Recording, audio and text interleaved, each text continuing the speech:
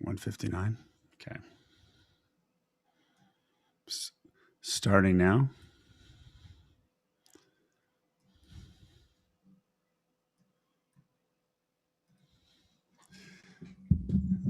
Hey, everybody. Check, check. We are live. Hold on. From Rockland, California. There we go. All right. I think, do you hear me? I gotcha. Hey, Brett. All right, good. Hi. Good. Hey, what's up? What's going on? Hello. We have people pouring in right now. Hey, everybody. And Britt, we're going to have the panelist section in just a bit. So if you could turn off your video for us. Excited to see you. Thank you. I'm frozen, aren't I? You are not frozen at the moment. Oh, really? I'm frozen to me. Weird. Actually, Okay. You are frozen. Yeah. Oh, okay. Good. Yeah. Let me figure this out. Hold on. Yeah. There's back. Not frozen. Okay. You look a little dark. I know. I've been getting to tan lately. Hey, everybody. How are you doing today? As people start to pour in. Oh, that didn't work. Remember, if you're new to Zoom, if you want to put a message to everybody, make sure you select 2 panelists and attendees. Put in the chat box, how are you doing today?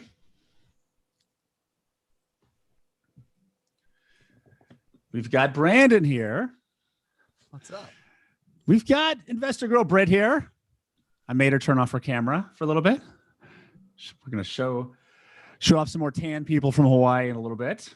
Look at all those names. Hello, Winnipeg, Canada. Where else we got? Edmonton, Massachusetts, Kona, Los Angeles, Washington, Scottsdale, Jersey, Orlando, Ohio, Indiana, Knoxville, Dubai, Oahu. A lot of Hawaiian people here. Yeah. It's we got to represent the Hawaiian Islands here.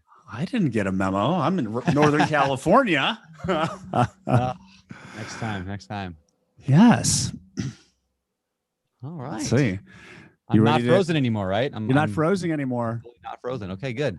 Not frozen. So, you ready to talk some mindset today? I'm ready to talk some mindset today. I got a lot of stuff.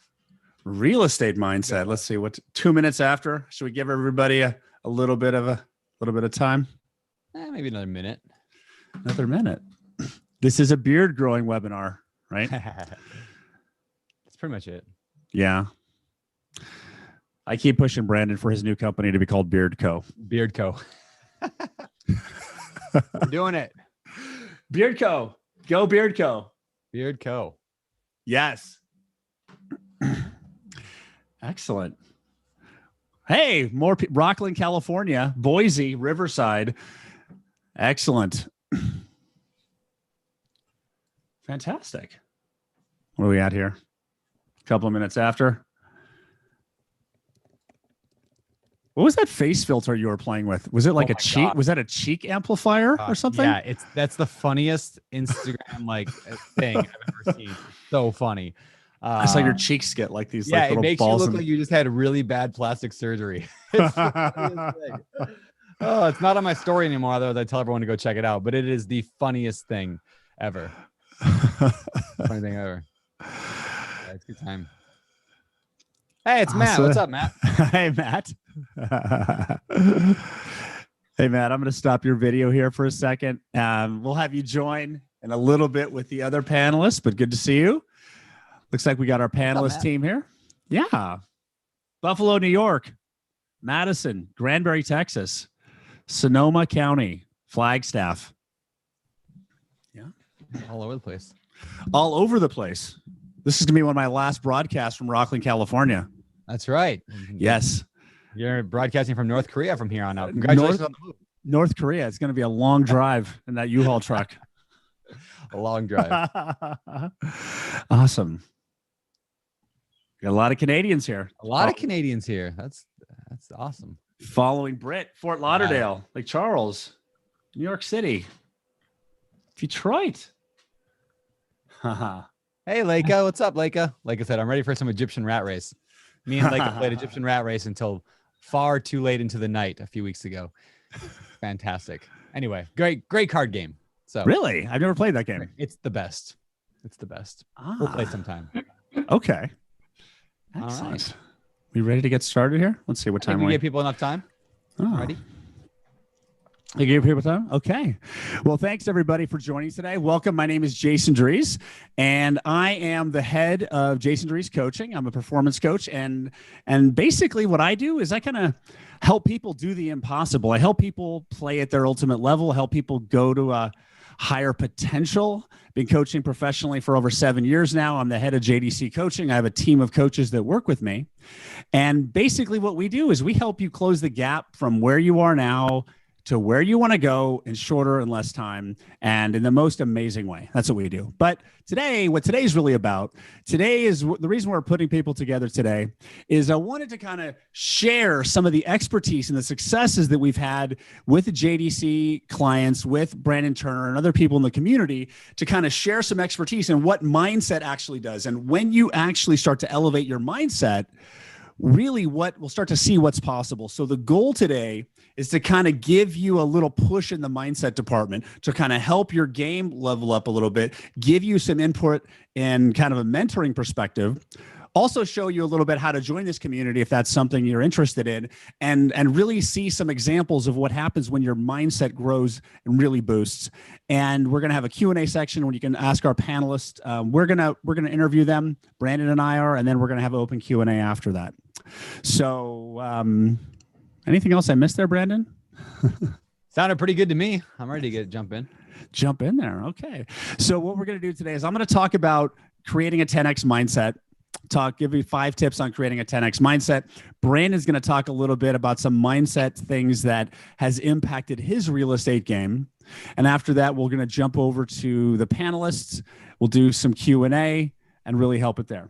So if you have any questions today, you can put questions or comments in the chat box. If you're just logging in and you want the whole group to see it, make sure you're selecting all panelists and attendees. And if you have a specific question you want us to answer, myself or Brandon, throw that in the Q&A. There's a Q&A button here, and we can get to that. Okay? Awesome. Excellent. So one of the things I wanted to talk about is we talk about growth a lot, right? We talk about acceleration. We talk about success. And one of the things that come up a lot that a lot of people talk about is creating a 10X mindset, right? How do you create a 10X mindset? Now, what I've learned from my professional coaching experience and my career is that the only difference between a target of 1X and 2X and 5X and 10X is simply just a target, right? Unfortunately, as human beings, we have a lot of thoughts, ideas, past experiences, expectations, and things we are conditioned to believe on how life works. And a lot of times we get in our own way. Can you relate to that? You know, 100%. Do you ever get in your own way? Right. I can't tell you how many people when they're starting out every day, they're starting every day in a hole, you know, versus being neutral. So I have figured out the formula to success, and I really have. And the one thing that's interesting is that if you see people interview other successful entrepreneurs about what they did to be successful, most of them can't really explain how they did it. Did you ever notice that? They're like, well, they talk about their habits, right? Well, I woke up really early. I took cold showers. And I was joking on the Mindset Academy call earlier today about this. I'm like, I wouldn't be surprised if a new book comes out and the secret of success is 4 a.m. cold showers and hit yourself in the balls twice a day. And that's how you create success. And if you did that, I bet people would start following you, right? Because I had a guy one time try to teach me how to surf. And he was like, you just like, you lean and then like the wave just takes you and you just like go. And I was like, that's not helpful at all. Like zero help. Not helpful. So we end up chasing success and hard work, and we have some ideas on how it works, but we also know that volume of work doesn't equal volume of results, right? So, because if it did, like if I told everybody here, if you work 20 hours a day for 6 months, you get $10 million, every one of us would have $10 million in 6 months. Because it's not about hard work, right? It's about doing the right work. It's about getting into alignment, okay? And as I've cracked that code, I've used it in my own business. I grew my own business 10X last year. And that's actually kind of the mindset foundation that we teach people with Jason Reese coaching.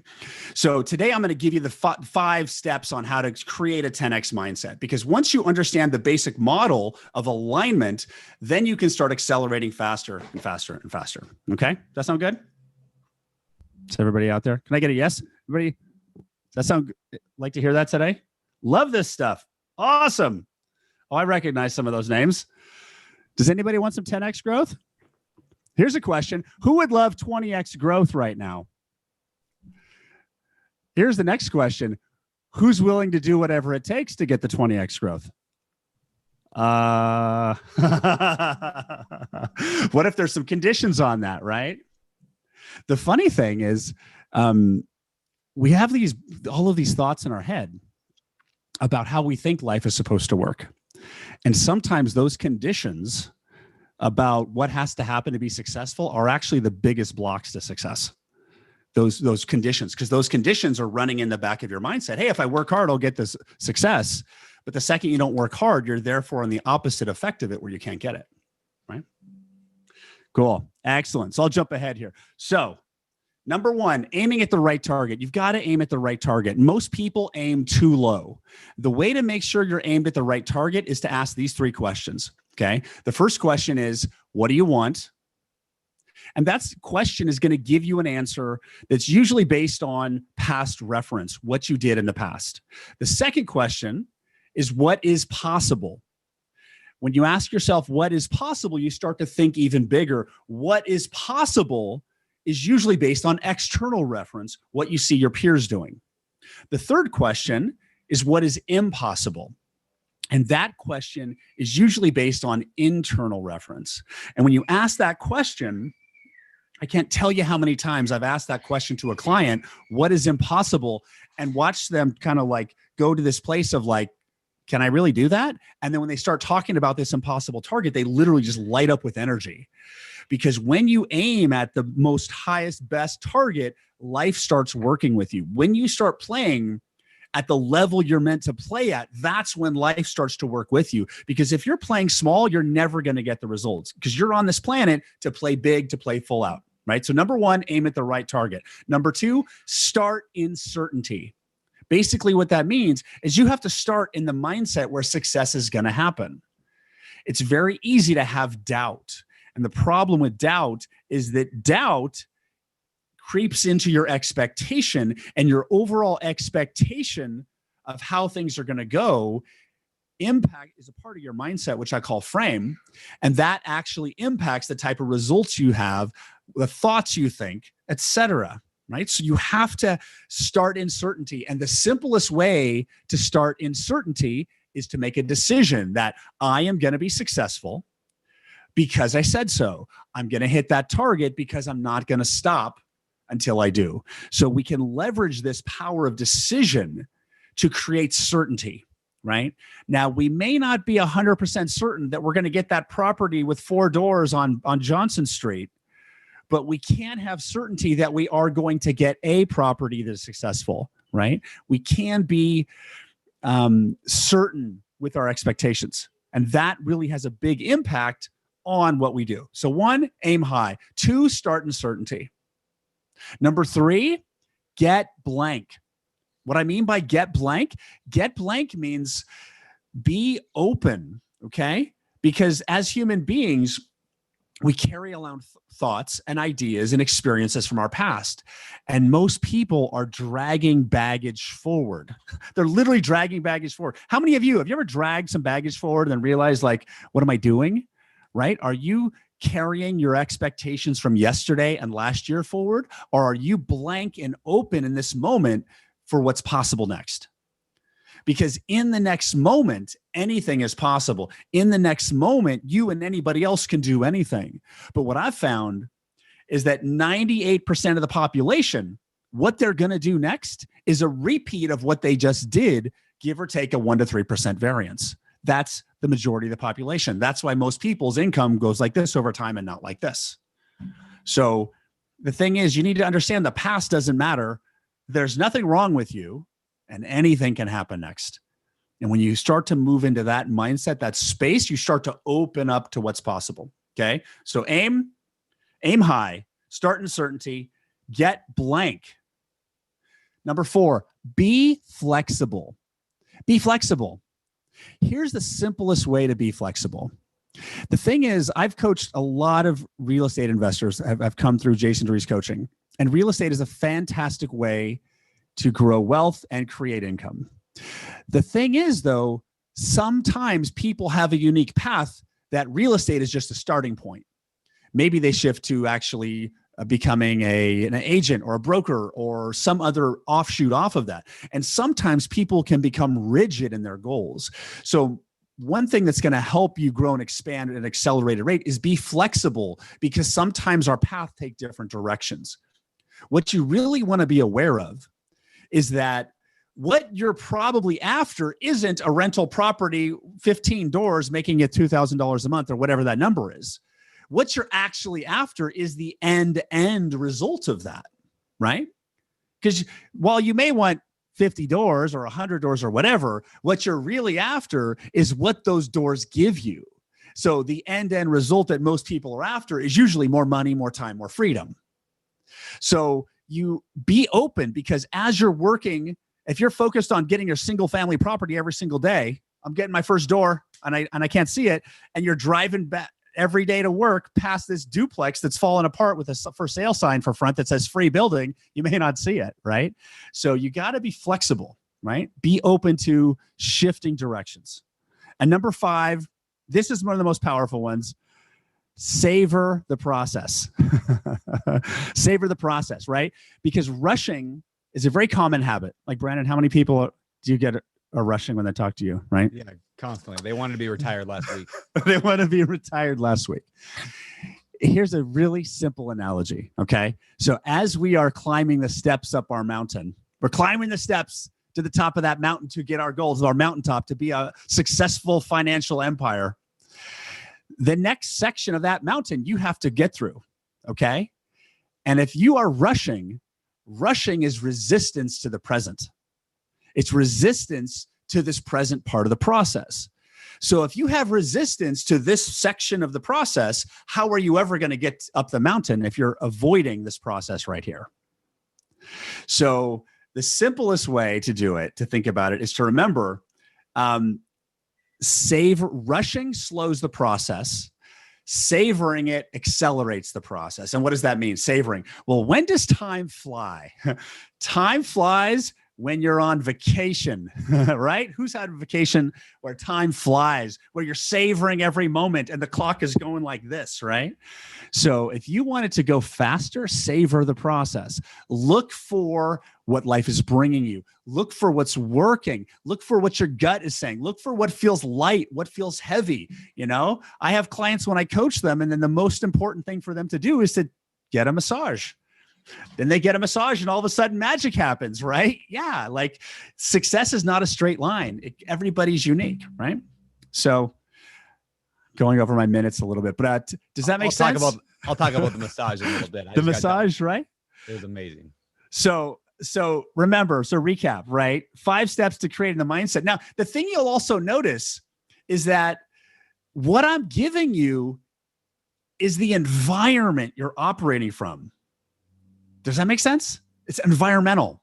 So what we're talking about is shifting the environment you're operating in, as opposed to focusing on the subject itself. Because the thing that most people don't realize, and a lot of other coaching programs will focus on limiting beliefs and things like that, the thing they don't realize is that the environment you're operating in is what interacts with life, which gives you the result. And the environment contains the subject. So the way JDC clients and our program, we help our clients radically accelerate, is we actually help them shift the environment they're operating so things start flowing. Okay. Does that make sense? It does to me, but I've heard you say this. Does it make sense to everyone else? Awesome. If you have any other questions about that, you could throw that in the Q&A. We'll get to that later. So let's hand it off to Brandon for a little bit more mindset on real estate game mindset. Is that going to talk about? That's what I'm talking about. So First of all, for those who are new to Jason, in the world of this mindset stuff, maybe you're not part of Mindset Academy, maybe you're not using him for a coach. The stuff he just talked about was like 1% of what he talks about. So follow him on Instagram. He talks a lot about this stuff. We did the 6-week Mindset Academy last fall. I think that's is that recorded? Like Yep. the 6-week, and it's in the academy or something. Okay, so there's ways to get access to it. It like Jason goes into much more depth on this stuff. So if you're interested in this stuff, you should definitely dig in deeper into Jason's world. All right, I'm going to jump in for a little bit and talk about real estate investing and how it relates to mindset, because when I look at real estate, when I got into real estate, all I cared about was like, how do I buy that duplex? How do I buy that house? How do I buy that rental? How do I flip that house? How do I do that stuff? It was very like that driven. And mindset didn't really occur to me as an important topic. I'm actually going to talk about that in a little bit.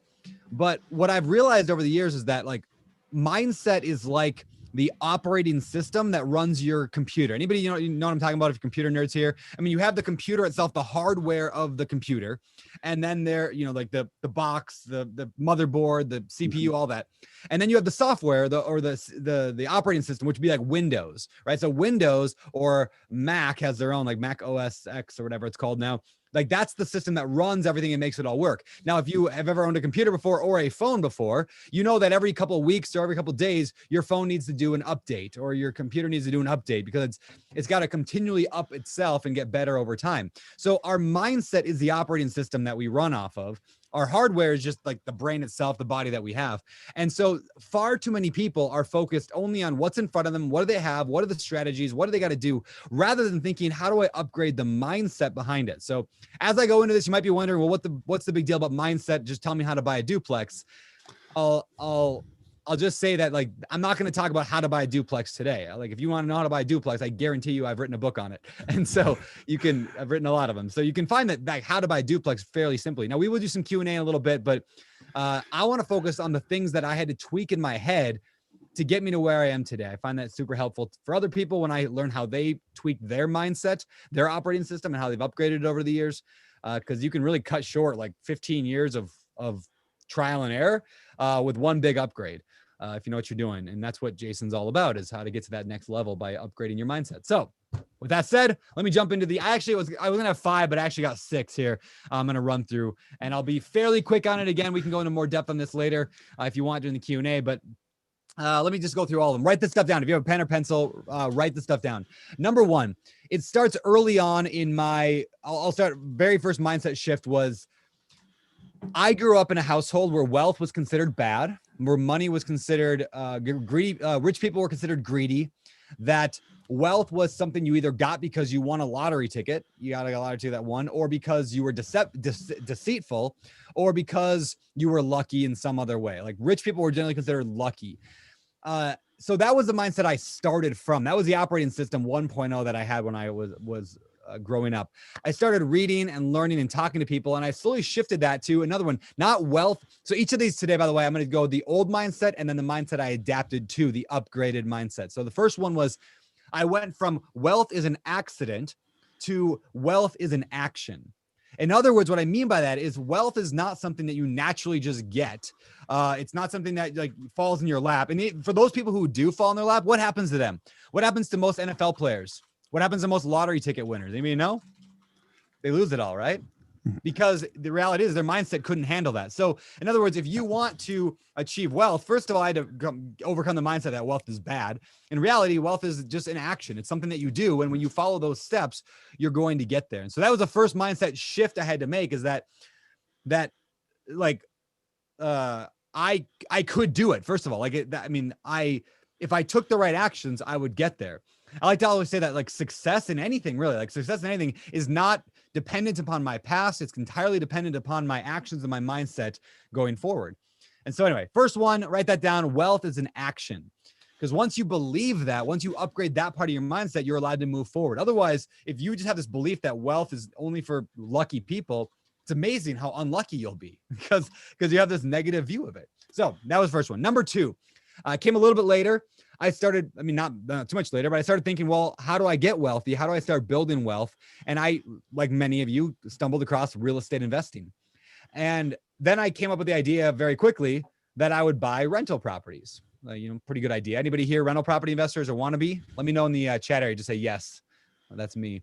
So, okay, Ashley, Gabe, Robbie, Joshua, okay, lots of people. So then I told my parents that, and maybe you've heard the story before. I told my parents that my dad told me I was crazy because my tenants wouldn't pay rent. And, if they ever couldn't pay rent, I couldn't afford to make a mortgage payment.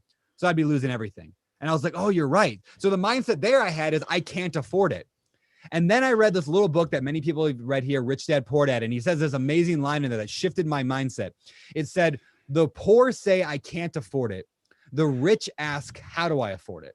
So that shift, that going from I can't to how can I, was like the second major shift, because all of a sudden I realized that, yeah, if you start asking the question, it expands your mind. It opens up new possibilities and your brain starts working on those things. So I make it a goal in my life right now to never, ever, ever, ever say I can't do something. I always ask the question, how can I?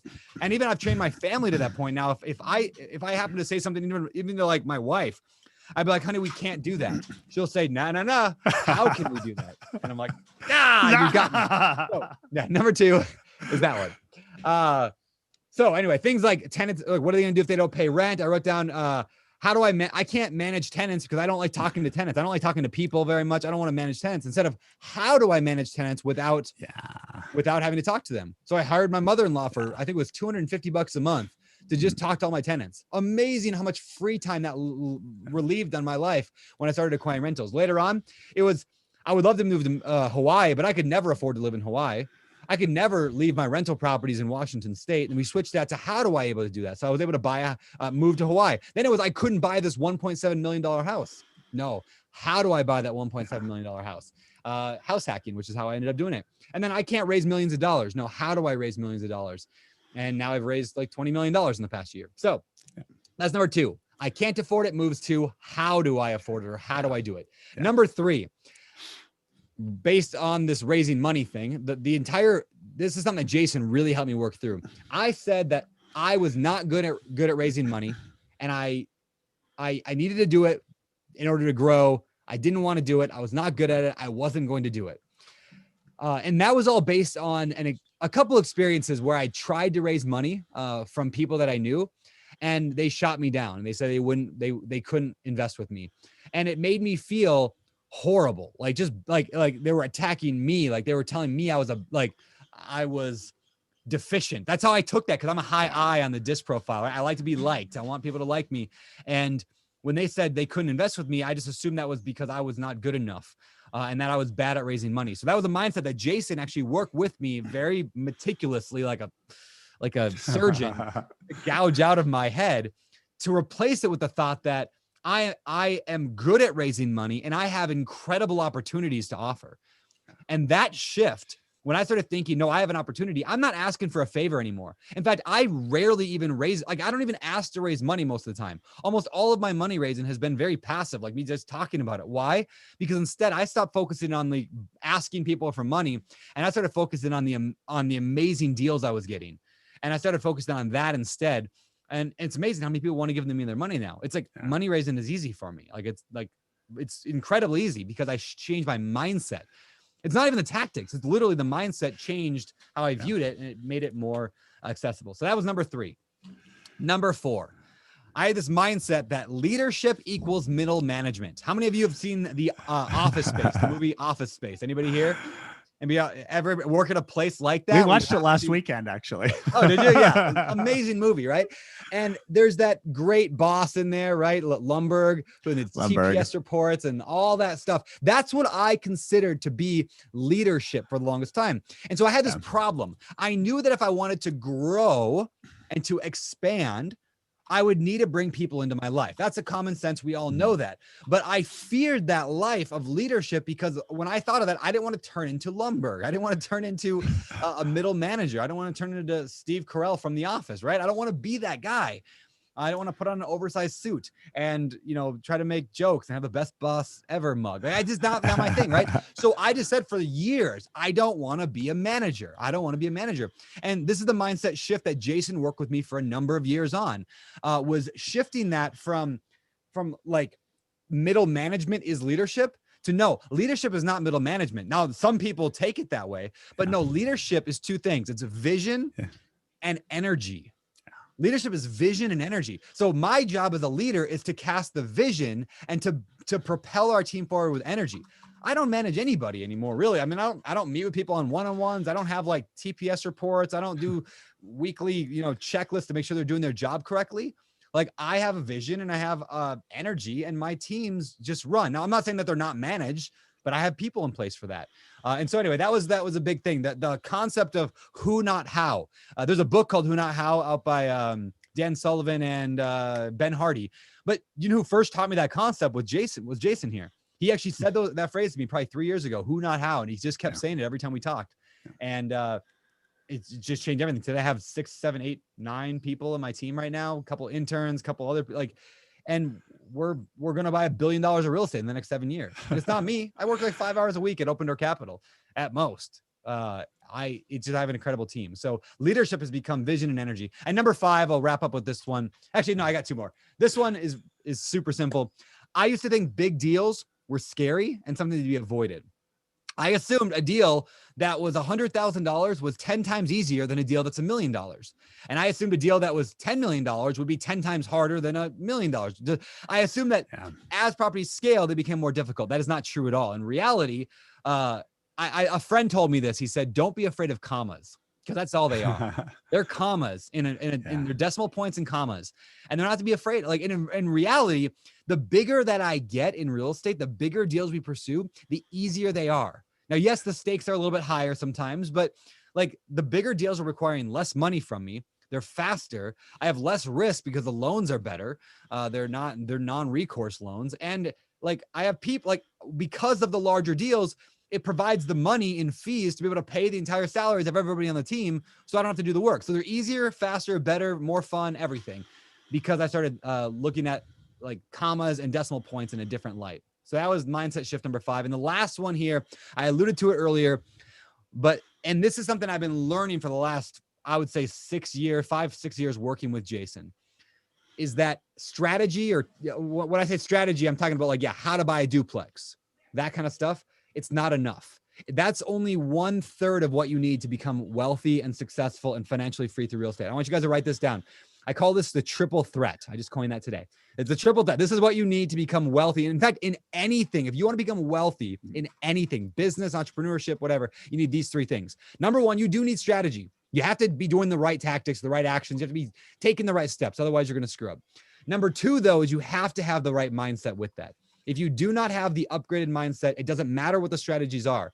Like I could toss you in a room with, I don't know, I wouldn't say Donald Trump, but you go, $1 billion real estate investor. And it doesn't matter. Like you're not gonna be able to do what that person does unless you have that mindset. But if you have that mindset, you'll figure out the strategy part. And the third thing you need, again, there's strategy, there's mindset. And the last one, you need some time. Just like Jason said, I'm going to repeat that. It takes some time. I mean, I think almost every business takes like 10 years. Like it just does.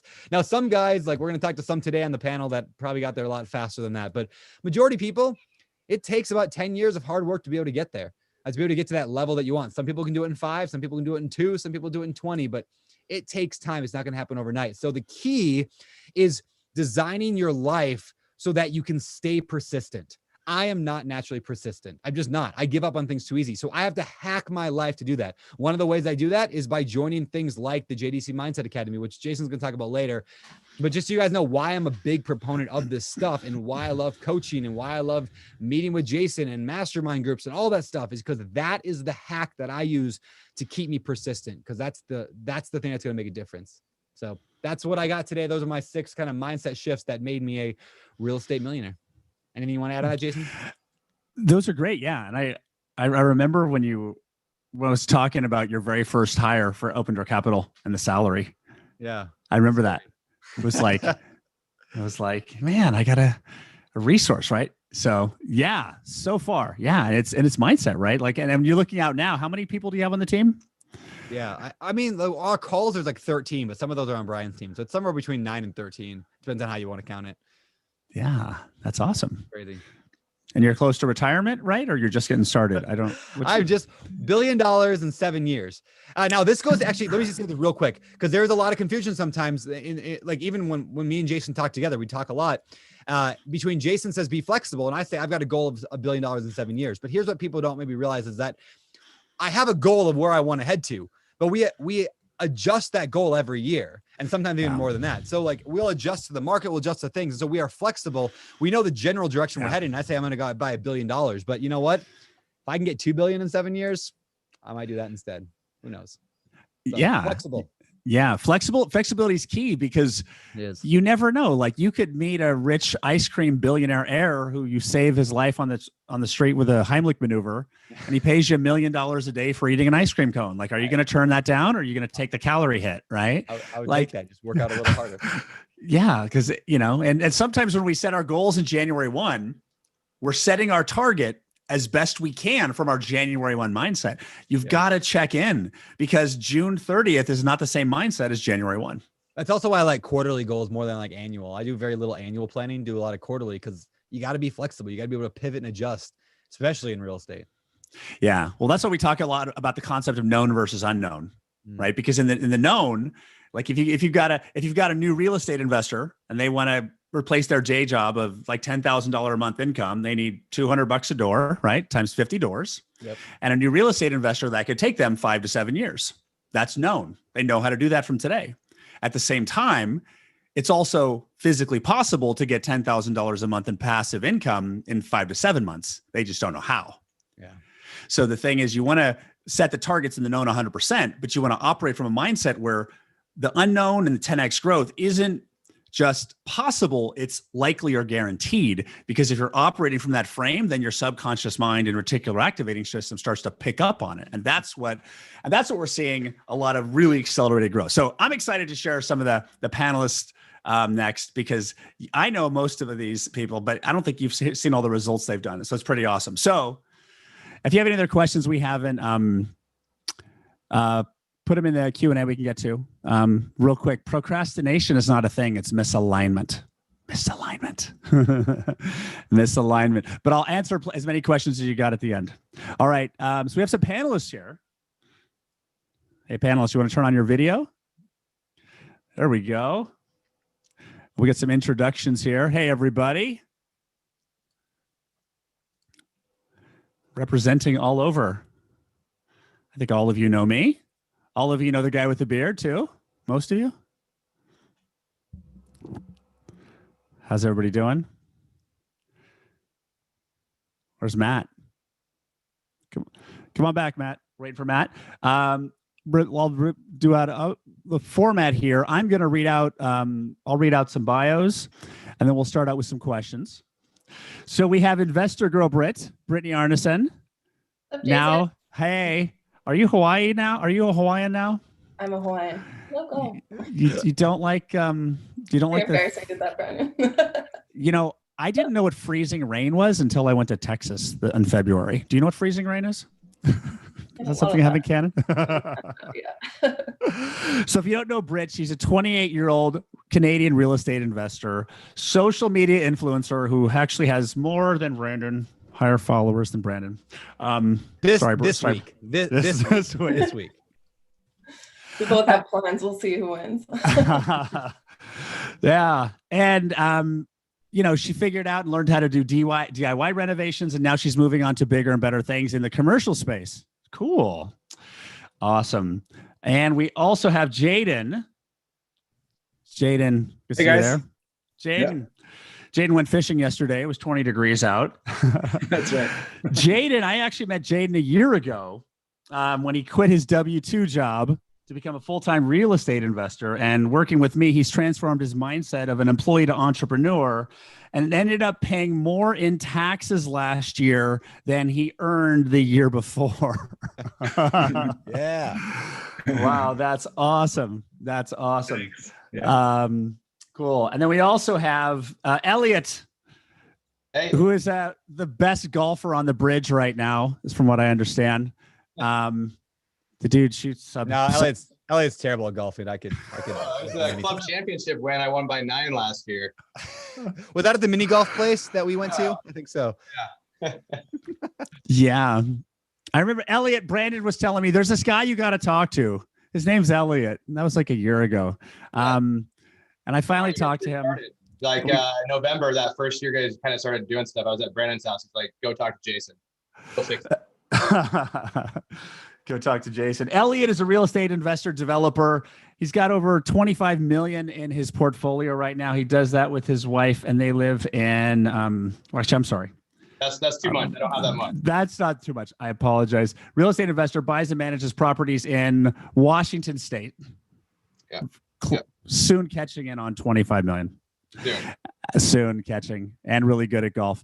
And we also have the Stogbergs, Nick and Elaine, who are owners of Black Swan Real Estate. They personally own a portfolio worth 22 million.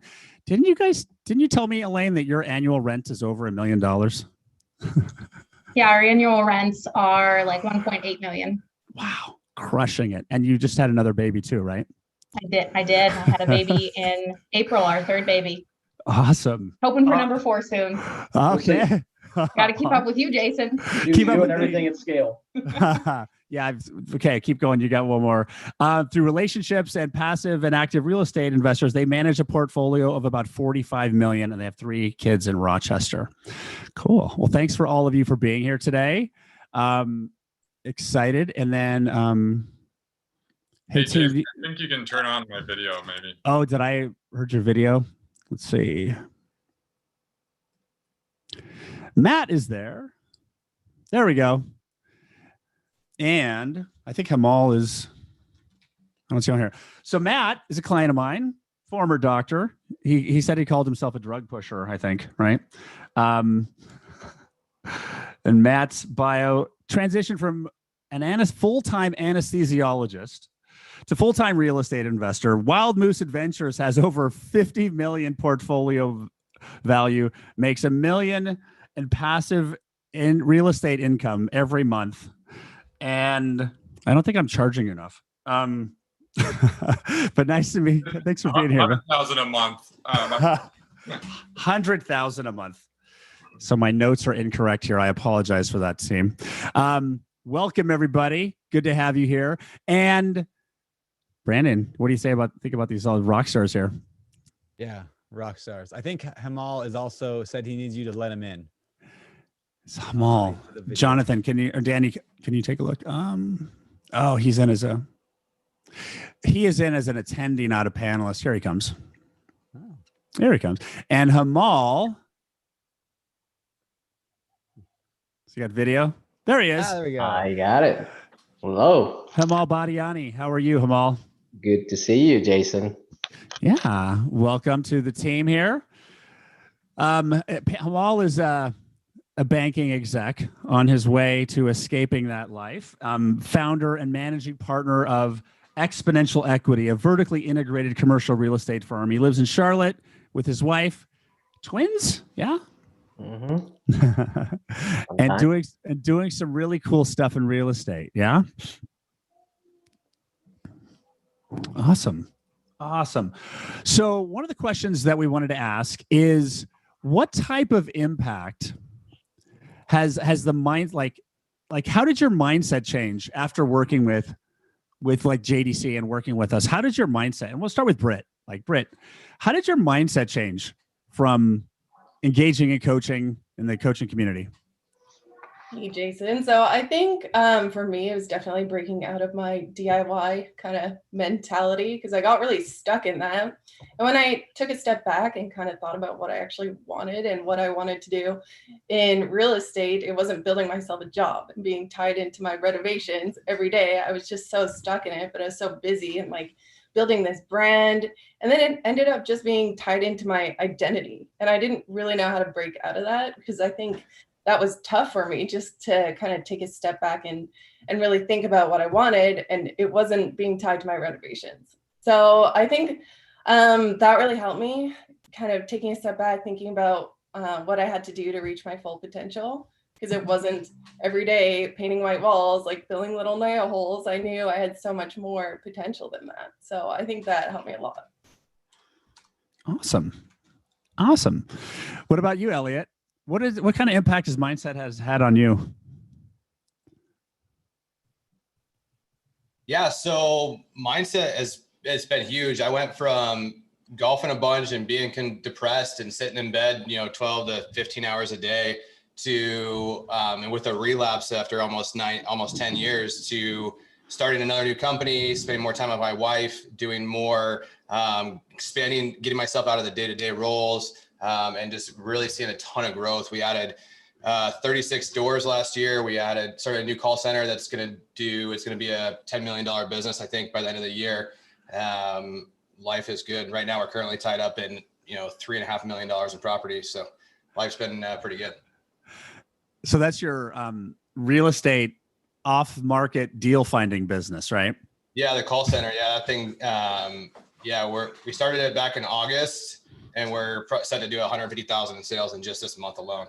That's awesome, man. That's awesome. I have some experience in call center business, and that's a hard business to do. Dude, that's awesome, man. Yeah. So. Awesome. Cool. Brandon, who should we pick next? I don't know. I don't know much about Jaden or Nick and Elaine. Let's go with one of them or Hamal, and then we'll hit Matt at the end. Okay, Jaden, what kind of impact his mindset? How has your mindset shifted from being in coaching? Great question.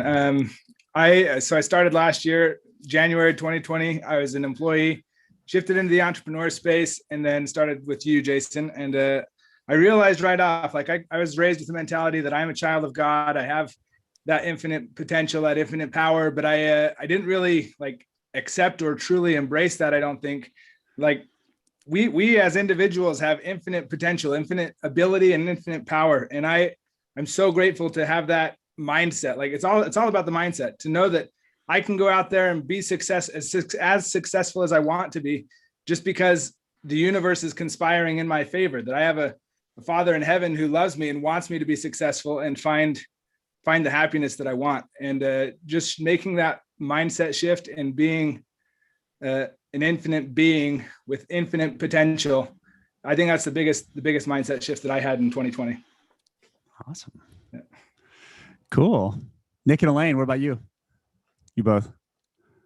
Say for me, it's a constant refresher of mindset. So Jason, even when you were talking there in the beginning, I was writing down rushing is resistance, because that's the energy I've been in the last few days. And so just constantly refreshing my mindset skills and thinking about the mindset things and how that can take me to the next level.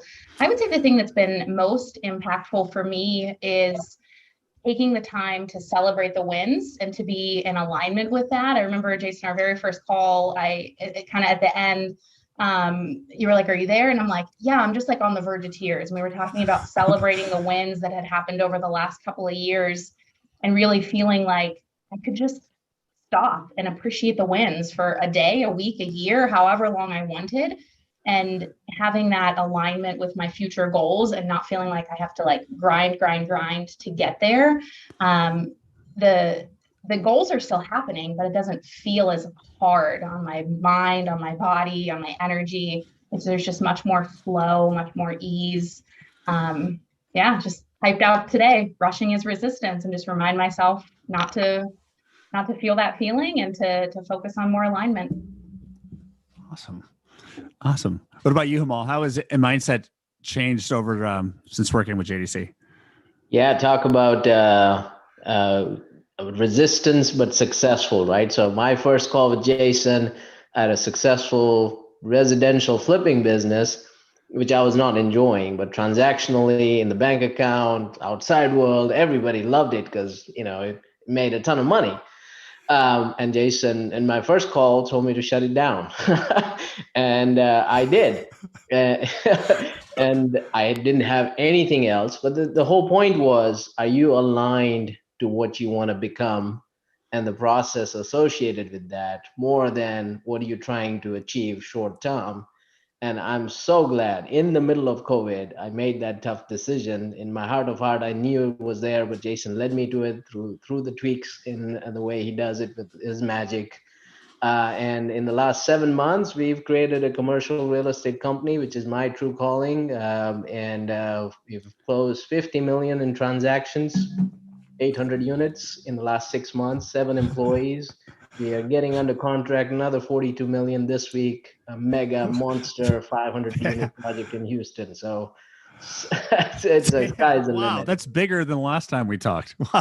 Yeah. So exciting. We're expanding in new developments, self-storage. It's gonna be an awesome year. So excited, and we're just starting. That's so awesome.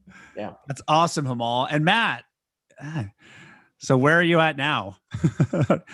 Well, I think that maybe a difference between me and a lot of everybody else is a lot of you guys were maybe entrepreneurs before, but for me, when I started coaching with Jason, I was still an employee, and I was working 2 full-time anesthesia jobs March of last year. And so he helped me get out of that, which was big. And then, you know, being in podcasts, doing masterminds, expanding states, you know, we're in 4 different states now. We're doing deals directly with sellers. I have 2 full-time employees.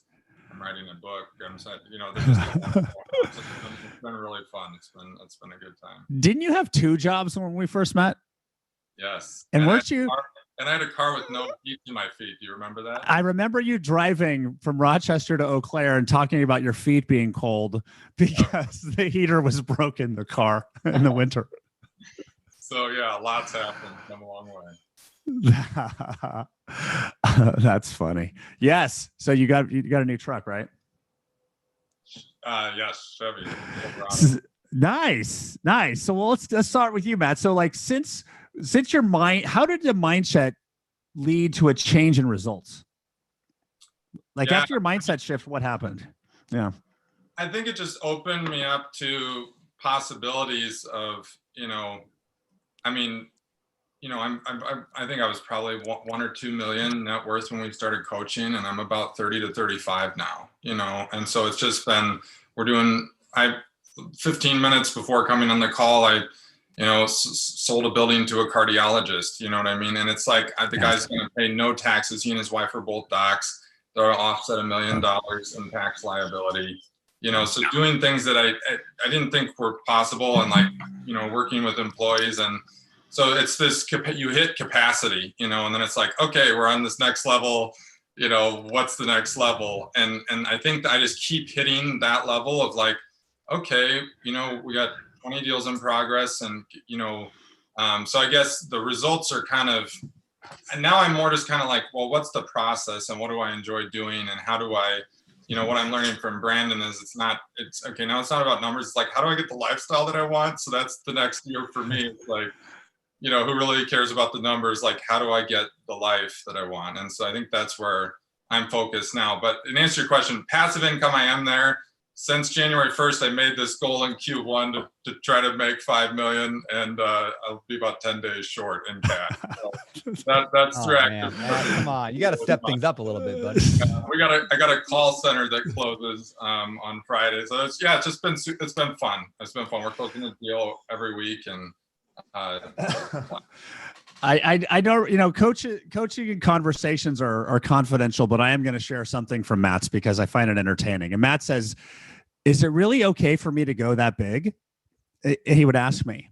And I'm like, yes, you can go that big. I'm like, you can go, you have my permission to go bigger. So, and he just did it. Right. So it's literally interesting to watch Matt expand because, you know, he grew from doing it part-time to doing it full-time to switching his day job. And the guy was in school for like 12 years. Then he was on the podcast too, as well. He's impacting people in GoBundance. He's doing some really cool stuff. Awesome, man. Thanks, guys. Yeah. What about you, Brett? Like, how did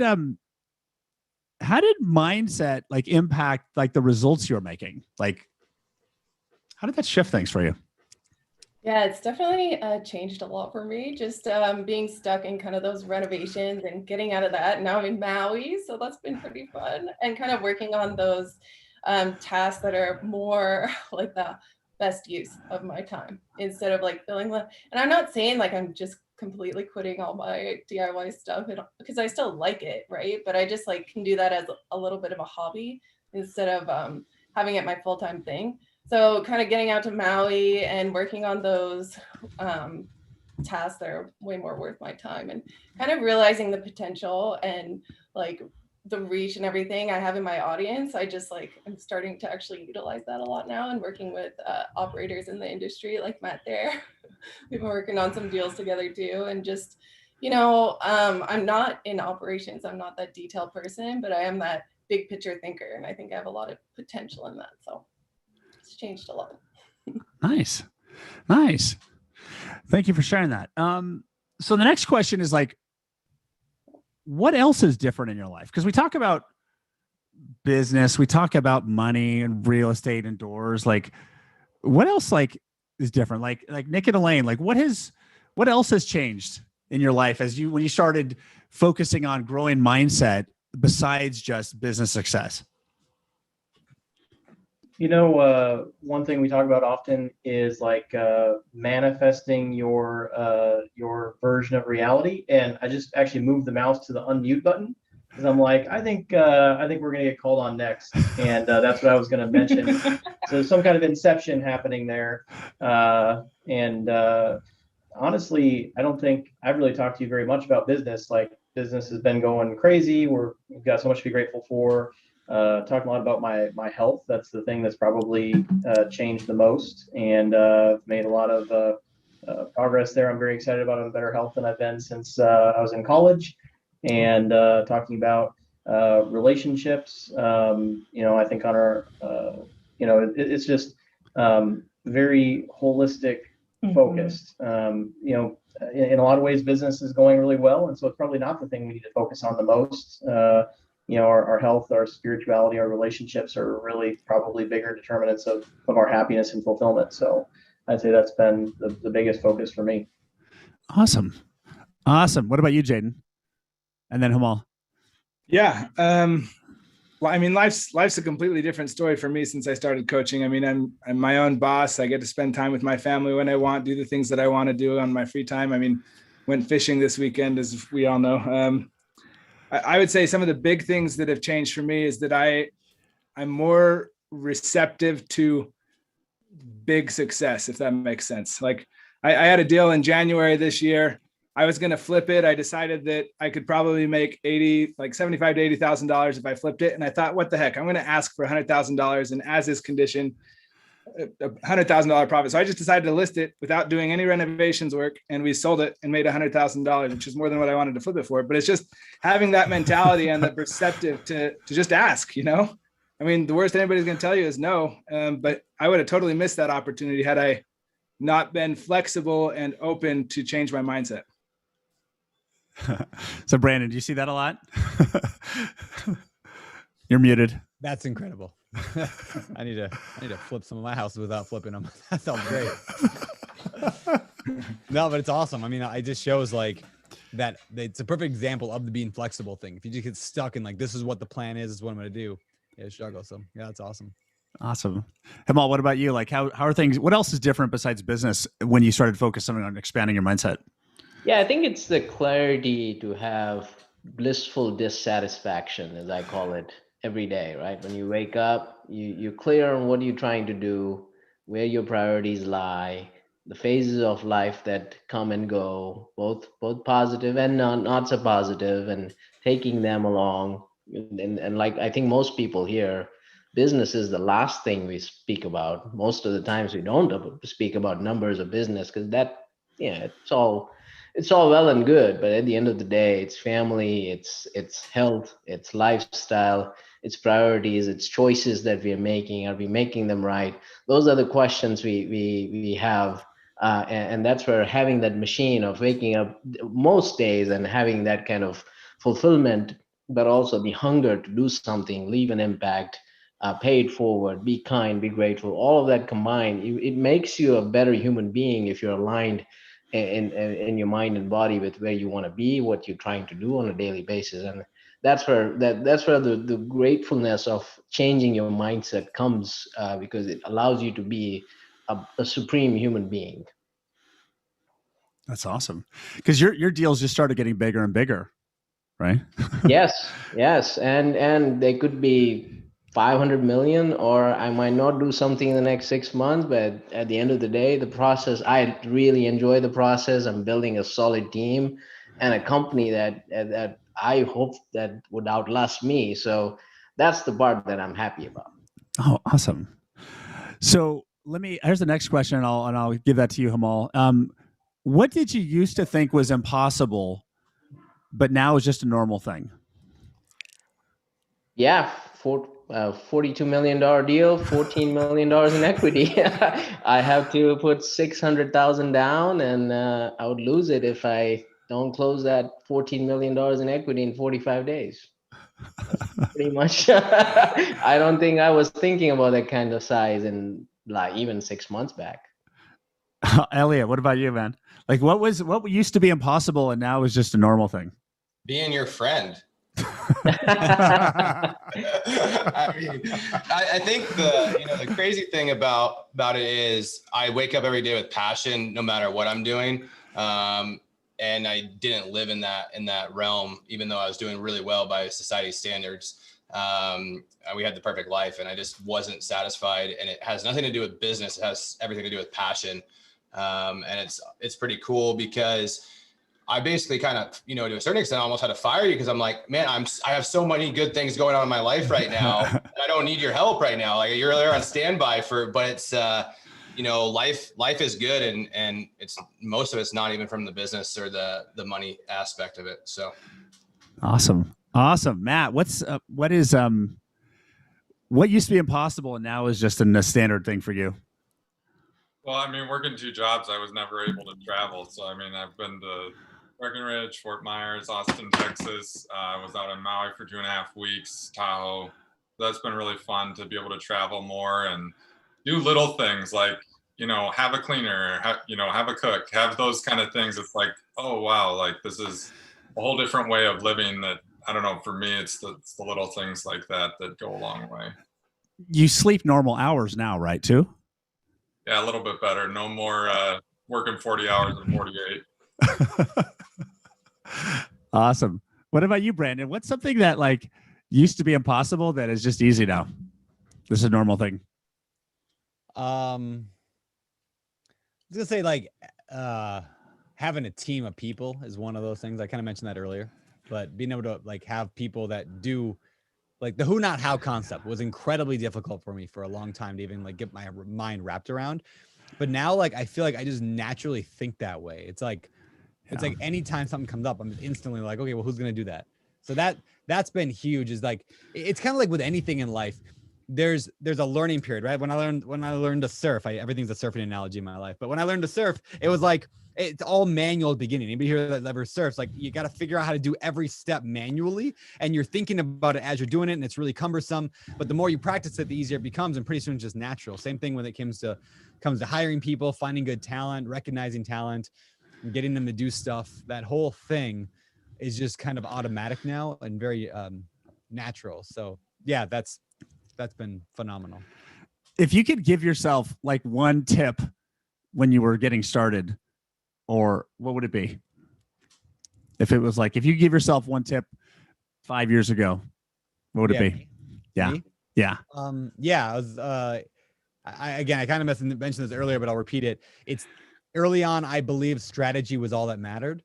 I wish I would have read way more books on mindset and on business and on like leadership and those kind of things, rather than just like how to buy a duplex. So that's probably the biggest advice I'd give me is go back and like really work on the mindset, because that's the fuel you put in your car that drives it. So the cleaner your fuel is, the better your car is going to run.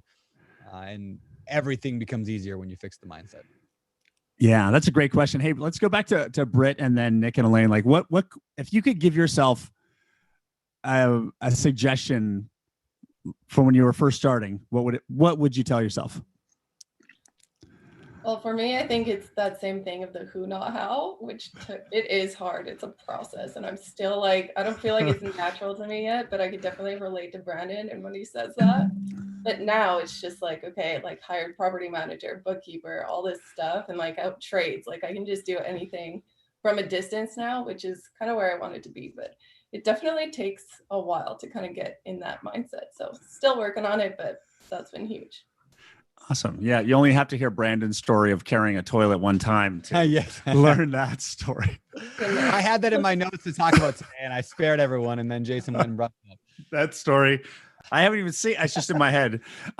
Let's do Nick and then Jaden. Nick and Elaine. Like, what would you tell yourself? Like when you guys were going back to your first property, what would you like to know then, what you know now? I think through our whole journey, we wish we would have gone bigger, faster, just taken more action. I think we're very conservative, which is a virtue, but I think we've been way too conservative every step of the way. And if you look at like a chart of like our net worth over time, I mean, it's like a hockey stick kind of thing, because we just stopped being afraid and just like, well, why wouldn't we go write this $20 million offer? Like, why wouldn't we really? And I wish we would have just been that fearless faster. So how did you stop being afraid?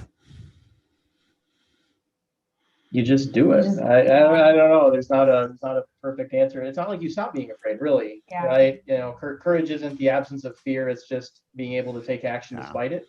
So, like, we know, I could totally empathize with Hamal. You know, we wrote an offer with, you know, $250,000 in day one non-refundable earnest money, and if we can't make the equity raise, then we just lose $250,000 in cash. And like people that knew about the deal were like, I can't believe you would do that, and we're like, well, why not? Like, that is going to be what forces us to figure it out. Right. Is that little fire? Right. Yeah. I got a quick story on that real quick. A story I heard a long time ago, that there was a stage hypnotist. You guys know the stage hypnotists that go out and they hypnotize the audience or a bunch of people on stage. And he was explaining how stage hypnotism works. I think it was actually for a college class, and they brought in this guy and they were explaining how it works and how people will act as if when it's within their identity. So they'll do whatever they say as long as their identity confirms it. So for example, he was like, all right, I want everyone to jump up and down. Well, everyone can jump, so they all jump. And when they're hypnotized, they will jump. And then when he says bark like a dog, they'll bark like a dog because their identity is kind of like, it's a funny thing. And he says, however, if it's against your identity, well, you can't hypnotize somebody to do it. For example, take off your clothes. And then nobody takes off her clothes, except for one lady at the end takes off her shirt.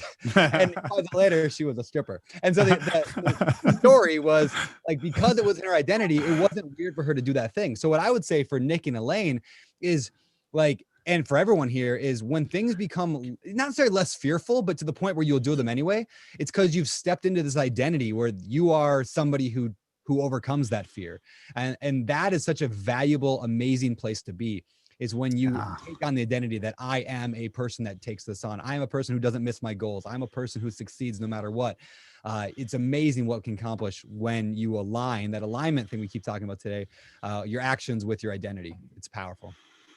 It's awesome. Yeah. It doesn't have to be a $20 million deal either. We can trace it back to, we wrote a $170,000 deal a couple of years ago, and we didn't have the money, and we just did it. And I think that was definitely a turning point.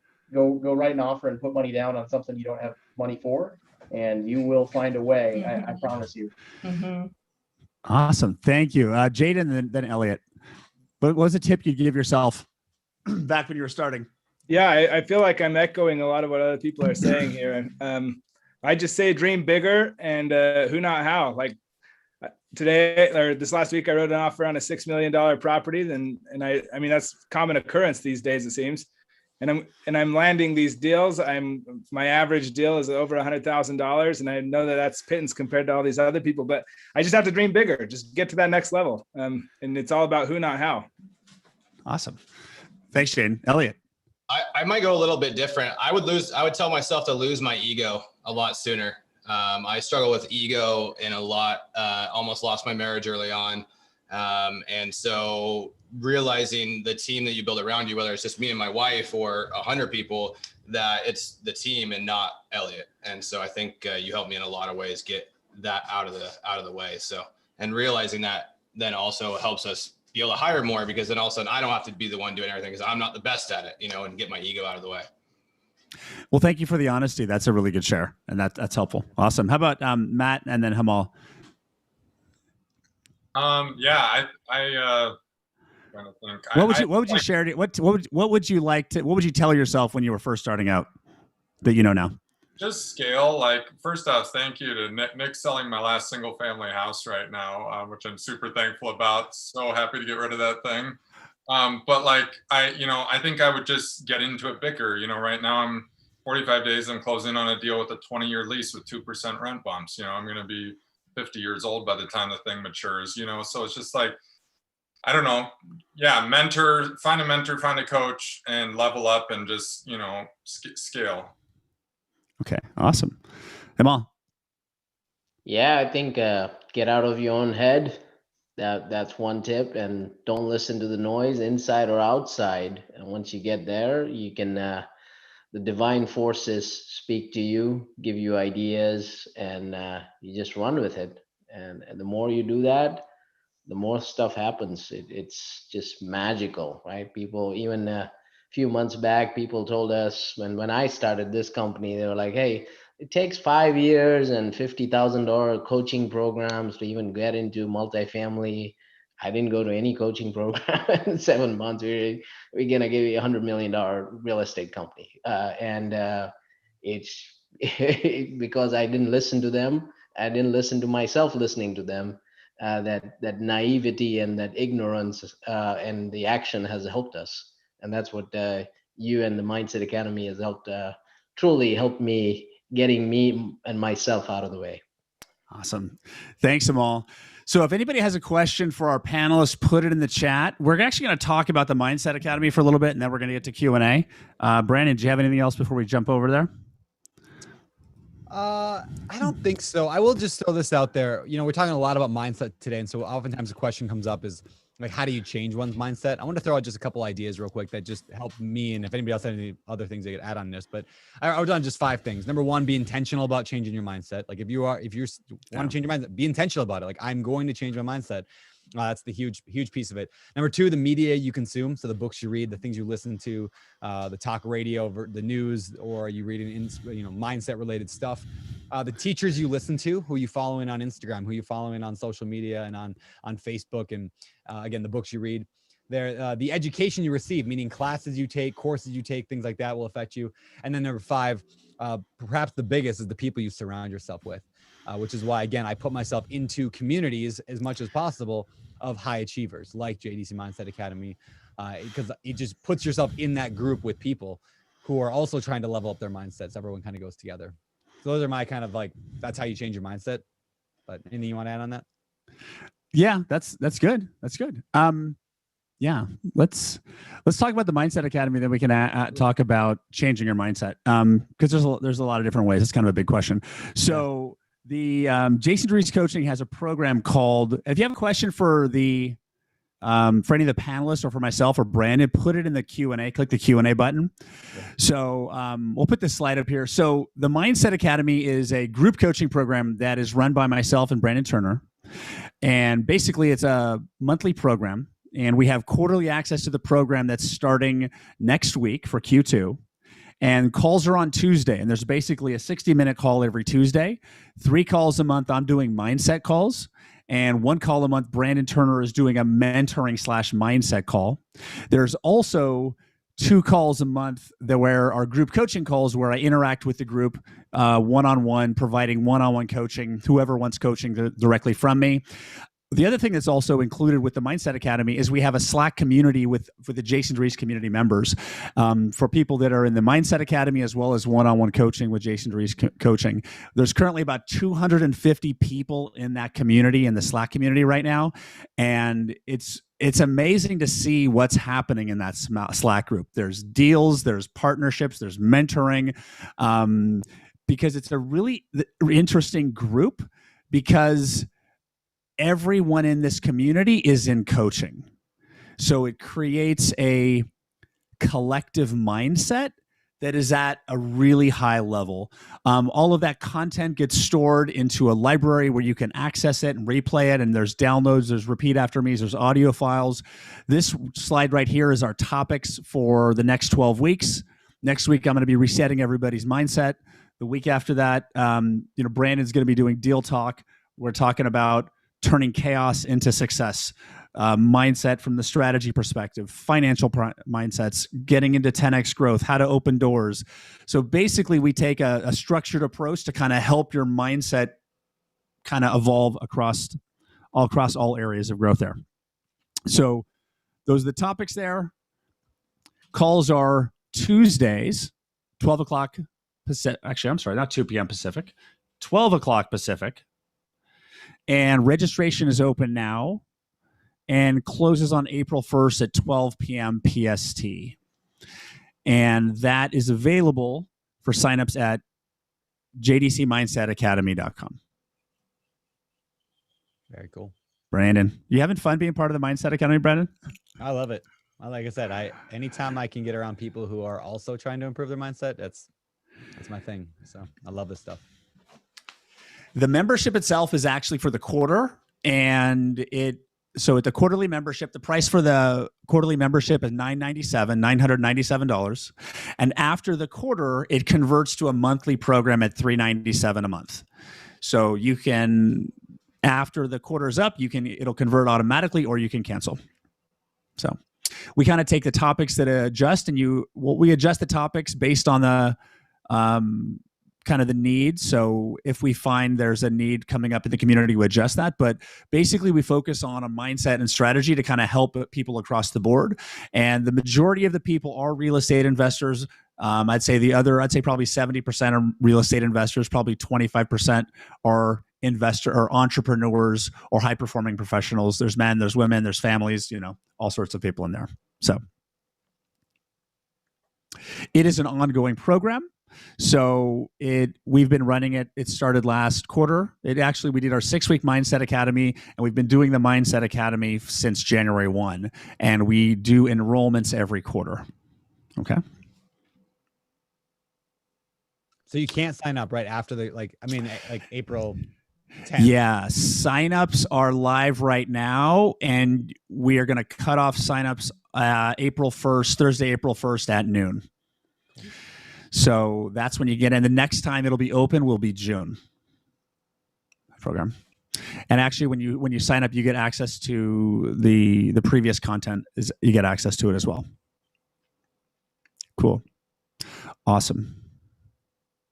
All the content is recorded. There's Zoom calls, so there are video replays, there are audio replays, as well as downloadable transcripts and repeat after me documents and stuff like that. Okay, cool.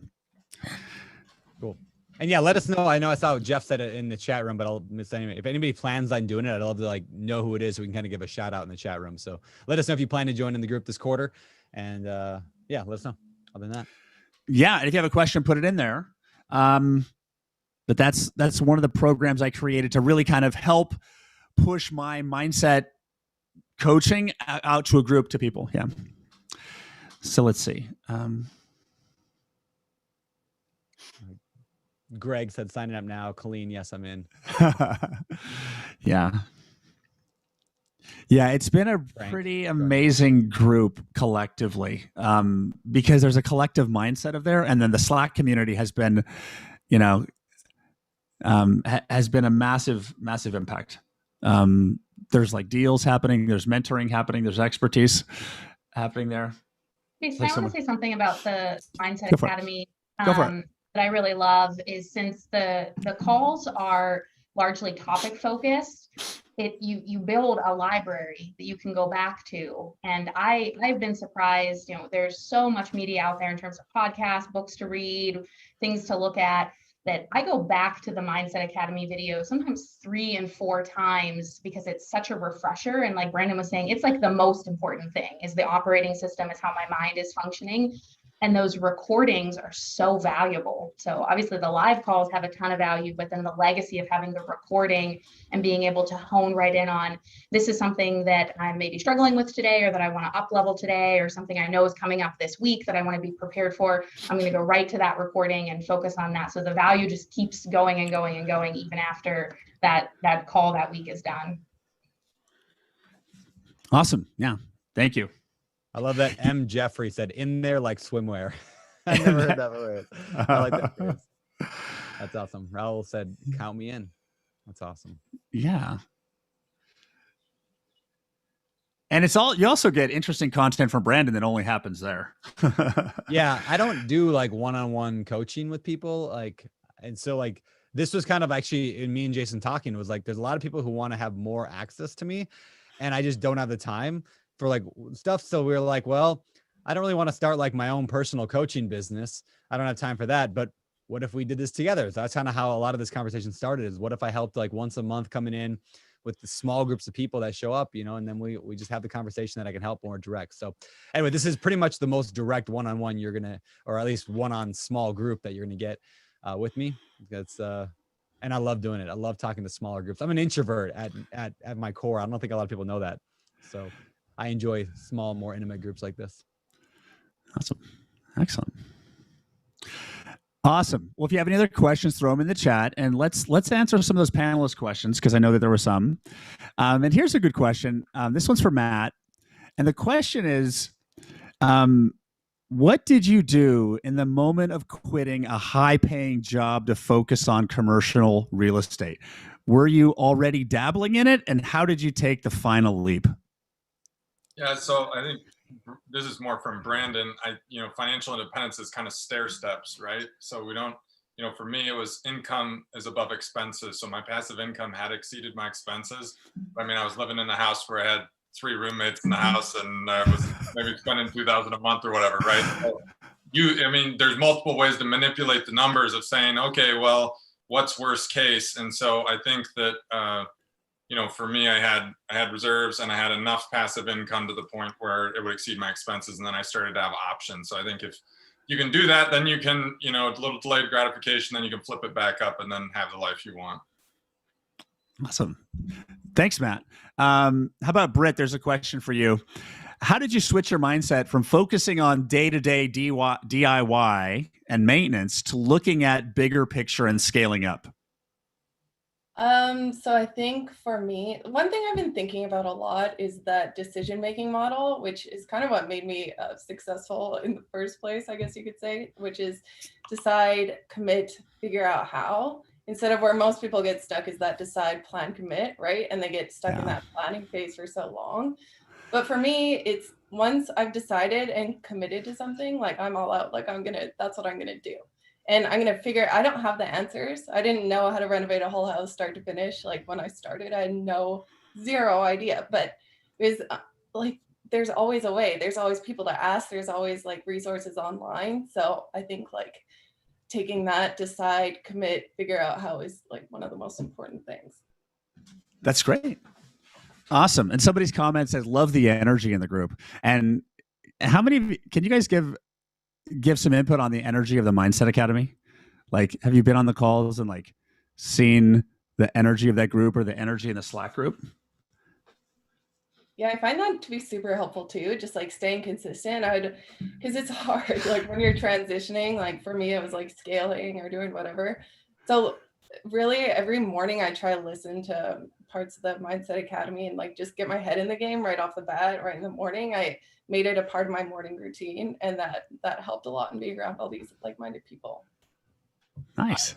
I think one of the hardest things in this world is, mostly there's a question I answered in the Q&A, but people always talk about like trying to level up their friends to get their mindset because they want their friends to grow with them. But the problem is you got to get around new people. And if you're not around people that are killing it every day or doing all these things, then you're going to be stuck in where you're at. And so getting around people that in the morning are like, Jaden's doing this deal, or Britt's doing this deal, or Brandon's doing this deal. And I'm like, shoot, these guys are doing it. I can do it too. How do I go get after this? Right. And it's just like, man, look at all this success. And you're like, instead of success seeming like so hard to grasp, you're like, look how easy this success is.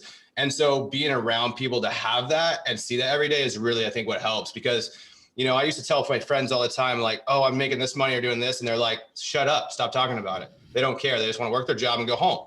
And so you got to change the group of people around you. And if you can't move cities, join a group like this that gets you excited every day. Yeah. Awesome. What other questions we have here? Somebody says, who wants to take this question? And the funny thing is, I'm not a real estate investor. Everybody thinks I'm not a real estate investor, actually. A mindset specialist. Question for anyone who wants to take it regarding mindset. How did you overcome any slumps at the beginning of your investing journey? And what were some challenges you faced and how'd you solve them? Who wants that one? I can take it. Go, Jaden. Yeah. Some slumps that I faced. I mean, as a real estate investor, we write tons of offers every single day. and you get a lot of no's. I would say, like, for me, it's like 99.5% no's. And I think that it goes back to what Britt says, is you've got to decide, you've got to commit, and then you got to plan. And so I decided, I committed, and my plan was to write 10 offers every single day. And yeah, a lot of those were no's, but the first deal that I got accepted was one of the biggest deals to date. I made $300,000 on that deal that I purchased 2 years ago, and I just sold it last week. So you just gotta, get over it and just stick to your plan. And being around like-minded people definitely helps. Yeah. Does anybody else have a different answer to that one? One idea, you kind of treat it like school. I committed to finish school. And so once I was done with that, I could decide if I wanted to move on or not. So maybe setting a time period of saying, I'm going to do 6 months, I'm going to do 12 months, or come up with some plan that you can kind of adhere to. So my parents always said, make decisions at high points, not low points. So kind of ride it out, and there'll be some bumps, but you'll get there. Yeah. I like that. And so the Mindset Academy is actually for experienced or newbies at the same time, because mindset is there's always another level, right? There's always another level of growth. Always. But thanks for that answer, Matt. What other questions, Matt, or Brandon, are you checking the Q&A box? I know there's a bunch filing in there. Yeah, a couple things. I don't think we want to commit to this necessarily yet, but somebody asked if there's going to be any kind of invitation to Maui. There may be, or if not Maui, at least somewhere. We're hoping to do some live stuff at some point this year. You mean we all can't come to your house? You could all come to my house and hang out, but so there may be some opportunity for some additional masterminding stuff like that in the future. Let's see. Are the calls going to be with Jason or with one of his team coaches? So you're on pretty much every week, Jason, with the group coaching, right? Yeah. Every Tuesday there's a call. So I do pretty much every call. And I do 3 topics a month, and Brandon does 1 topic a month. Yeah. So there's 2 mindset topics by me. There's 1 topic by Brandon, which is mindset or mentoring or deal review. And the 4th topic by me, maybe Brandon, maybe a guest, maybe a combination. So it's typically 2 mindset calls a month. In addition, there's 2 calls a month where it's me just coaching whoever wants coaching. So if you want one-on-one coaching directly from me, right now I've got a waiting list for that, and I have a short number of people that I can coach these days. So if you're interested in coaching from me directly, that's the program to do that. And also, the thing that it's kind of hard to describe is that the way that the Mindset Academy is delivered, it creates mindset shifting. Like, that's my skill. Like, whether it's one-on-one or as a group, like, I take the group through shifting mindset exercises. That's where it happens. And it doesn't matter where you are on your journey, because mindset, it's all relative. Bunch of questions here about W-2. Did you see those, Brandon? Any tips on transferring careers from W-2? Although, Brandon, you're still a W-2. Yeah, I'm technically still got a W-2 through Bigger Pockets. They still send me one every year. So it's great. Yeah, worried about lending. I mean, once you get into the commercial stuff, I'd love to ask some of you guys that have actually left the corporate world. Like, have you had a big problem with lending? I guess all of you, most of you are. I don't know. Are any of you guys W-2 right now besides me? Okay, I'm also. We will soon be W-2s in our own company as we grow our company to an S corp. We'll have to hire ourselves for it. Yeah. Well, next month I'm quitting, and so yes, we'll figure out what happens with lending. But I'm sure there are other folks with balance sheet that are ready to join the momentum we have with the company. I feel like I've talked to a lot of people about this question about that magic moment when you leave W-2 land, and I feel like I've talked to enough people that I've seen a lot of recurring patterns there, and I feel like there's always a day when it's just undeniable that it's a waste of your time to ever clock in again. When you miss a deal, when you have to start your shift and you got the call and you have to call them back and you have to make that offer, or you have to go there, do whatever the thing is, and you missed the $100,000 opportunity because you had to clock in, and you just can't do it anymore. You just can't. And from that day on, you're just ruined on it. That all you can ever see again every day you clock in is that missed opportunity. It's going to take a year for me to make up that one missed opportunity. And you probably shouldn't leave your W-2 until you have that moment, because you're just so full of conviction after that moment happens. Like you don't have to worry about burning your boats. Like, you are just your mindset has permanently shifted. You need to work towards that moment. And then after that moment occurs, you need to commit and you need to capitalize when you have that clarity that like my time is worth more than this, and it will always be worth more than this. And when I speak with people who are trying to make that leap, there's always that moment, or that moment hasn't come, but it's in the near future. To debunk that myth about lending is, a lot of times, especially if you're in the commercial world, they're lending based on the repayment source of the tenant, right? So, that it's harder to go get a single family home, like Brian Murray. I mean, he struggled getting a loan on his single family home when he's worth a ton of money, so I would say don't be scared about buy your single family home before you retire, and then go buy a bunch of commercial real estate. But yeah, I wouldn't be worried about that. In worst case, you get somebody to come on and co-sign with you, like Hemel said. Yeah, do bigger deals. Yeah, we're doing a $2.1 million apartment building, just me and a buddy, and it's easy. We're like, this is easy. This is easier than all those other refis we just did. Like they just care about the deal and a little bit of operations, and that's all they care about. Yeah, I'm buying a condo with a conventional loan here in Maui. And I think we've submitted 30 or 40,000 documents to them. And every day they send us another request for another 1,000 or 2,000. It's ridiculous. And then like I get a loan for like $9 million on a mobile home park we just bought. And I think all they asked for was, I don't even know if they asked for it, but I think they asked for my tax returns. I think that was about it. Like from me. It's absurd how different it is when you get residential versus commercial. Yeah. Yeah, Jaden, I saw you light up when that W-2 question went up there. Yeah, it's fairly recent for me. I was just going to compound on what Nick said. He said he almost missed that, or he didn't miss that deal. For me, I quit my job after I had that $100,000 deal done. And then from then on, I was just a worthless employee. Like, why am I even here? It's like, fine, I'll quit.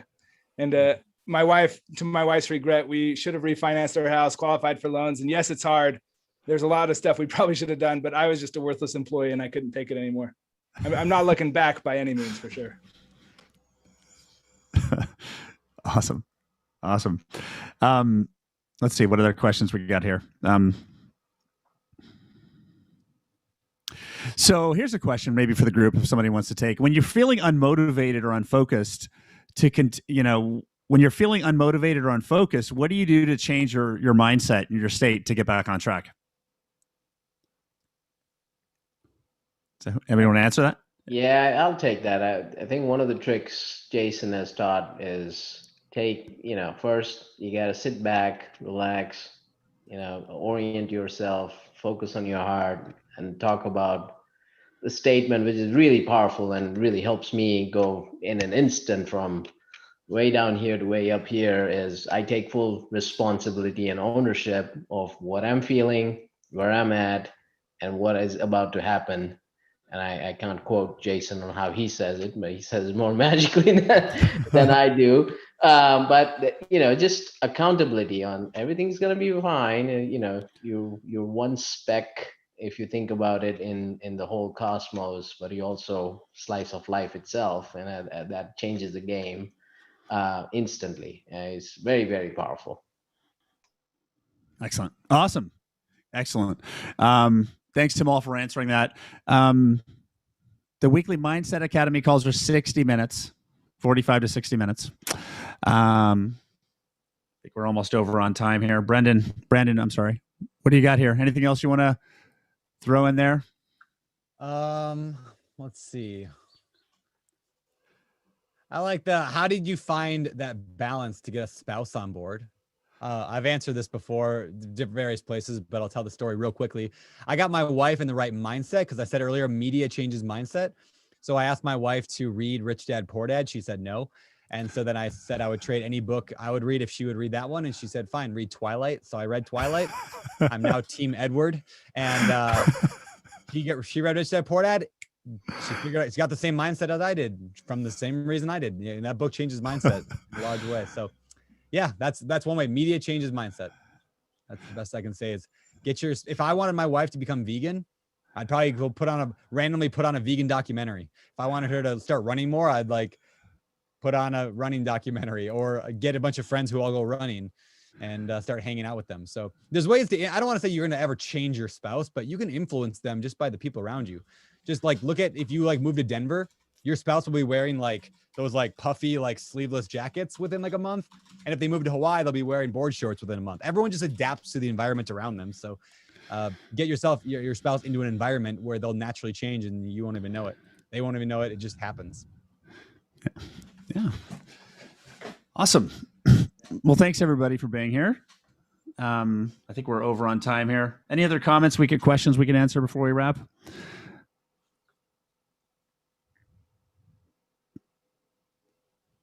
Well, in the meantime, I mean, there's a bunch in here, but you want to pick one, or how are you? Sure.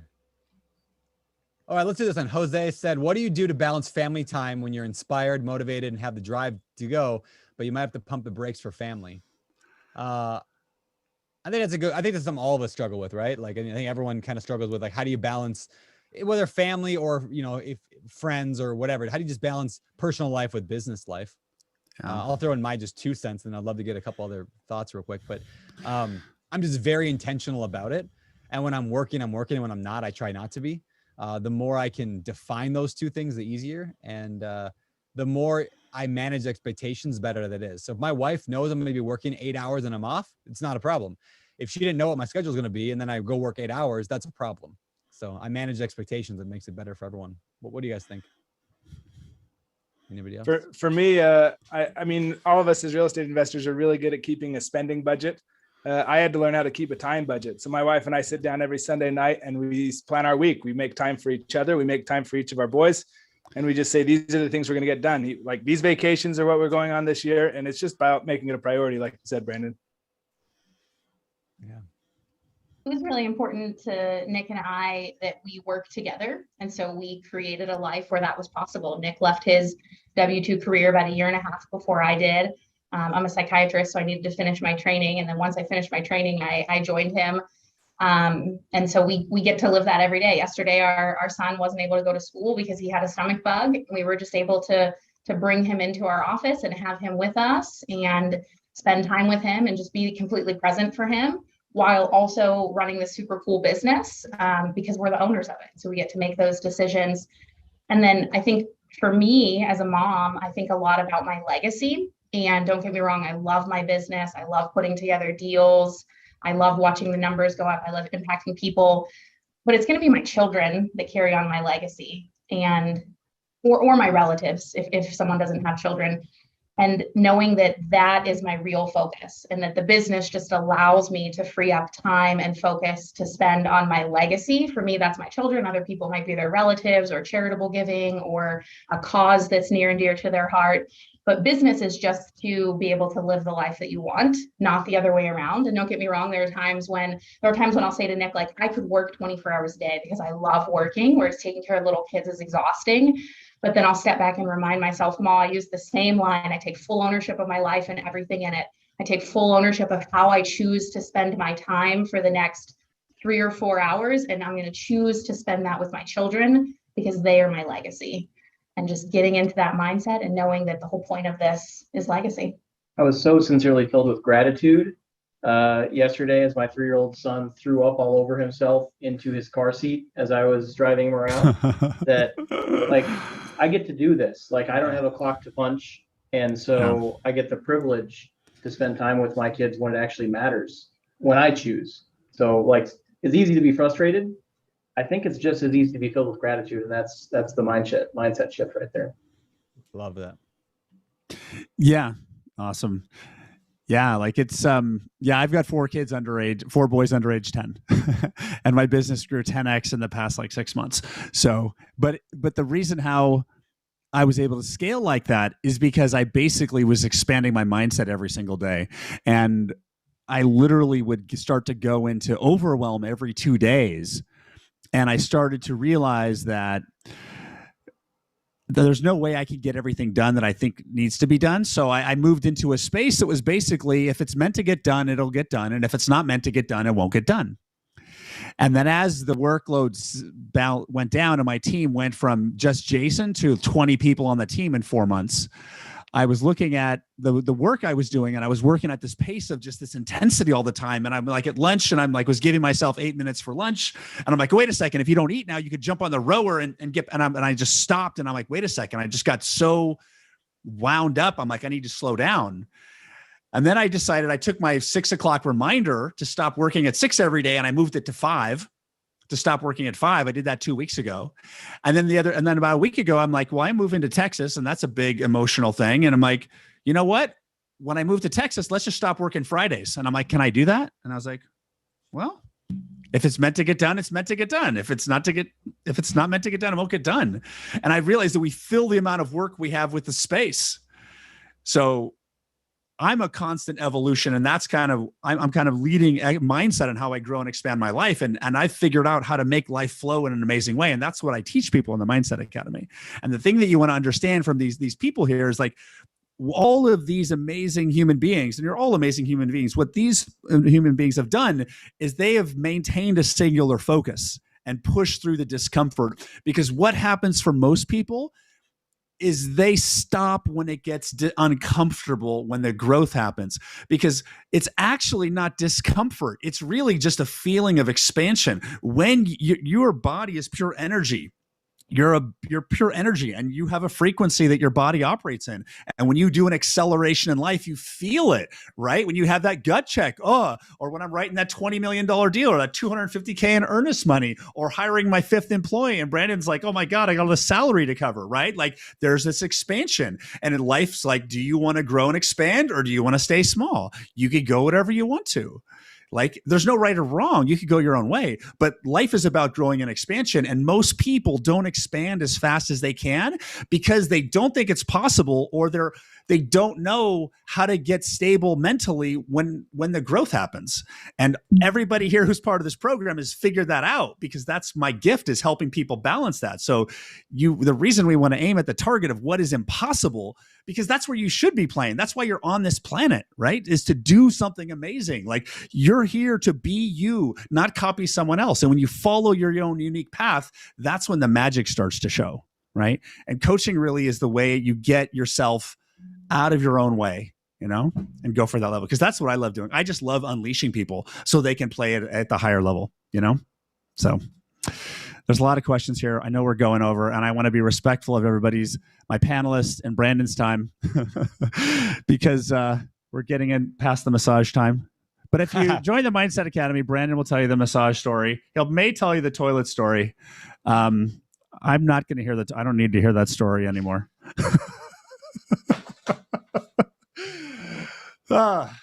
So cool. I think we're good. Anything else, anybody? Brandon? I don't know. Just thank you for putting this on, Jason. I think this is going to be super helpful for people. Appreciate you.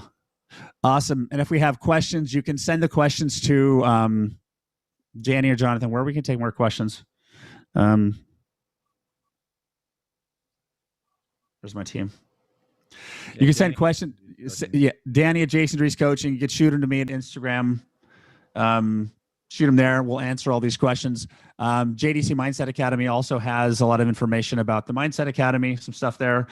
The replay will go out. This is also on my YouTube. It's streamed there too. So I hope this was of value. Thank you, all you panelists. You're all amazing clients. I love you, and I appreciate your time very much. Brandon, I love working with you, brother. It's exciting.